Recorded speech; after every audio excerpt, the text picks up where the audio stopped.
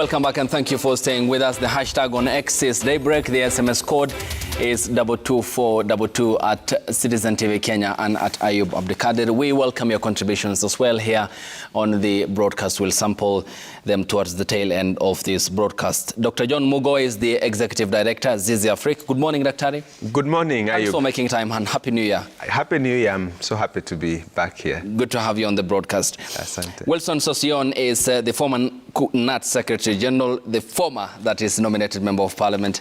Good morning, Walimu. Thanks for making time for the broadcast. Good morning. And don't forget the current Chief Administrative Secretary, Ministry of Tourism and Wildlife. Though they were declared unconstitutional by the court. To say so, but I took oath of office, and there's a matter under contestation, and so it's not for this show. Okay. Though at the moment, but that is the current. It's been declared. That, of course, that is the current position. The creation of the offices. Yes. However, it's not a subject of the discussion here, and we thank you for your time as well here on the broadcast.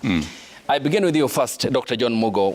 What do you make of the major policy pronouncements yesterday made by the government and in relation to largely also now a funding that will cater for invigilation and to ease the marking of the examination papers according to CS Machogu, and the amount that he said will cater for this is more than 2 billion Kenya shillings, and also the more than 12 billion meant to ease the strain on the transition to grade 9 to create to rather construct more classes, more than 15,000. Will this address the major sticking issues in our education sector now that we are fully into the competency-based curriculum system?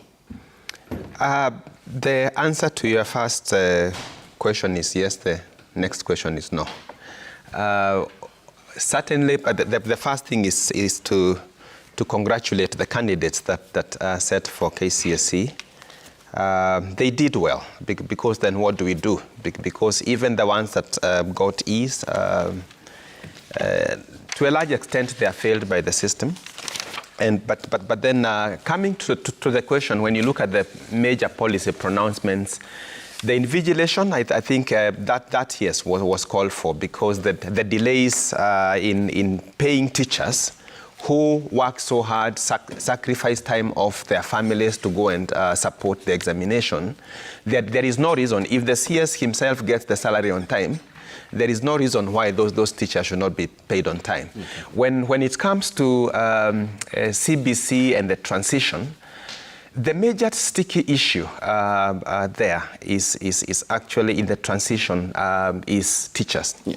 The fact that we don't have adequate teachers for the junior school, adequate teachers to cover all the learning areas. We heard that there would be recruitment of more teachers, but we didn't know, for instance, whether the teachers to be recruited are the interns who are threatening to go on strike to be employed, or whether it will be a pull from elsewhere. So the other issue certainly is now preparing for the senior school. I know we are still struggling now with grades 8 and 9. We have not heard of categorization of the senior schools to prepare. So again, the same crisis we saw in junior school last year is likely to be replicated just 2 years down the line. So while we know government is making effort, we think that more could be done and must be done to salvage the situation of our CBC implementation. There was another policy pronouncement of those that did not sit for KCPE proceeding. 2,000 candidates. 2,000 candidates going to Form 1 without having set for the examination. And there are questions around that. We know that there was never this situation. It was always swept under the carpet because they would be forced to repeat. Now they cannot repeat because this was the last KCPE group. So the question is, if we can allocate so much money to other things, why is a receipt impossible? And those 2,000 candidates, which schools are they going to? Are they going to only sub-county schools? Or if you place them in an extra-county school, what criteria are we going to use? So it turns out that most of them are going to be disadvantaged, and maybe some of them were sick, were in hospital. It was conditions maybe of insecurity or flooding. So why should we punish 2,000 candidates? I think the government can afford a receipt. Would it have been better if the Cabinet Secretary and the officials of the Ministry of Education provided further clarifications as to the, for example, the rationale on where they will be placed and the modality about how it will go about that exercise? I doubt if there was any clarification to offer. I think it's just trying to resolve a crisis in the easiest way possible. So send them to day schools, sub-county schools, and forget that there was a problem. But you see, I think if receipting examinations, Ayub, is a very normal practice. When you go to the university, to TVET, to colleges, students all over are allowed to receipt an examinations when there was an extraordinary situation that caused you not to be able to sit. We are talking about 3,800 now that did not sit KCSE. So are we also just going to ignore it? So I think for me, receipting ought to be a compulsory condition for government to offer children. Okay. We will talk about the investigation, which is two-pronged. I mean, there is one that will look into how more than 3,685 candidates did not sit, and then there is the other that will look into the more than 48,000 candidates who scored a mean grade of E, which according to the CS Machogu was a pain in the back of the Ministry of Education. Coming to you, Sosion, 700,000 candidates, that's representing 78% of the candidates who sat for the exam last year, will miss placement at the universities. And I mean, is this not concerning that we only had 201,133 that had qualified for universities? Yeah, thank you, Ayub. And I think we are going to link this conversation to the previous conversation that we had in this show, that we've used examinations to condemn our children. And at this time, we use examinations to grant our children rights and to allow our students to transit to the next level without any obstructions. Exams don't exist to condemn learners, but they do exist to assist in transition. Having said that, I should congratulate all the students who received their results, regardless of the grade, whether it's E or whether it's A. That is clear certification that they've done. They've completed the 4-year education cycle. That's a great thing. Whereas it's a concern that 3,000 were absent after registration of exams. More than 3,000. Yes, and that is a matter that must be addressed and reported back. It's not just a statement that should have been stated, that is only stated yesterday, and it is forgotten. And that we must also, as we are here, let's look at figures and numbers. The 184,000 dropout from this group cohort of candidates. When they joined Form 1, they were over 1 million. And when they're sitting for exams, the attrition has come down to 800,000. Those are the questions we should be asking. I should also go further because I have interest in the sector, being a teacher for many years, to congratulate my school, my alma mater, Tenwek High School in Bomet. I'm very proud of what they are doing. And the principal, Mr. Chesebe, they've posted 20 straight A's and 70 A minuses, something that has never happened. And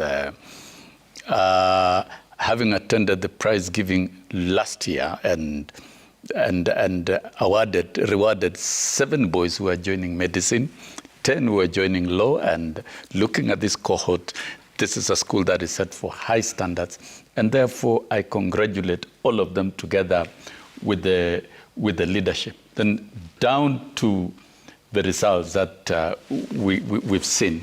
I should also congratulate the ministry for having a departure from hurried release of results that has witnessed several errors and irregularities within the release process, and these exams were properly administered this time round. Collection of papers morning and afternoon to weed out irregularities, because irregularities are there and they must be fought. And the number two, the marking by examiners.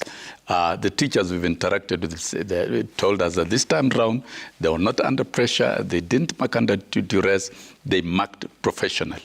That is key. And then thirdly,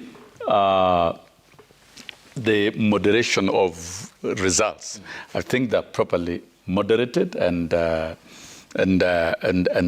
we can see the data as it is. And then doing away with the SMS money minting program that was introduced at NEC, I don't know by whom and for what reason. Yeah. Now that we're able to get results from the portal of NEC and from the website without commercializing. You know, that program and the flagship of the SMS, in as much as people say, oh, it's a good one, it's quick results, but you see it was meant for money minting running into millions of shillings. And therefore, this speaks to general reforms of streamlining the education sector to weed out irregularities and unnecessary bravado around the management of exams, so that we give exams a human face. Yeah.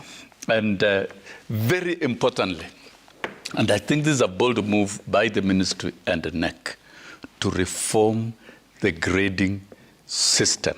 We'll talk about that because it's a highlight. Yes, yeah, it's a major recommendation as contained that application working party has seen positive deflection in the transition, which is a question that you asked me. 700 are not transiting universities. Yes. But I think let's look at the trend. Last year, when we were here, we discussed the transition to university from KCSE was at 19%. 173,000 candidates to be precise. With this reform that allows students to be graded with a fewer subjects, the transition has gone up to around 25%, 201,000 students. That is progress, but I think for this grading system to work, a lot needs to be done at the school level for the whole entire year. Remember, it was introduced towards that time. So schools did not prepare, students did not prepare. And once schools are prepared over the same, we will see a bigger deflection of at least over 30%, statistically speaking, and factually come next year. Dr. Mugo, then, I mean, he talks about 25% increment from 173,000 to 201,000. I mean, 22, factually, to be correct. Then still, when you look at 201,000 vis-a-vis the number who sat for the examination, 899,453, still we are below the bar, is it? And there's need to upscale that number to the required threshold for those who qualify for universities. To be honest, Ayub, I had expected that with a change in the grading system would go from 19% to around 35%. When I saw that the increment was only 3%, then it was like, oh, my goodness. Then we are dealing with more serious issues that cannot be resolved through changing the grading system. We increased the number of A's, the number of C pluses and above increased by 3%, but the number of E's also increased. So I honestly think that we need to look at the issues in the education system, which is what we've been talking about, quality. The CS himself, in his speech, referred to the 7 students who got A's from sub-county schools as a miracle. So when I'm looking at the newspapers and ranking national schools with sub-county schools, what are we talking about? We know that national schools is where we have placed all the bright students. We know that even though more than 60% of our students are in sub-county schools, those schools continue to be disadvantaged. So when you create such a discriminatory education system, and now come to try to resolve this by changing the grading system, and which now we see has not worked. So how are we going to address issues of equity in the education system, for instance? Issues of quality assurance.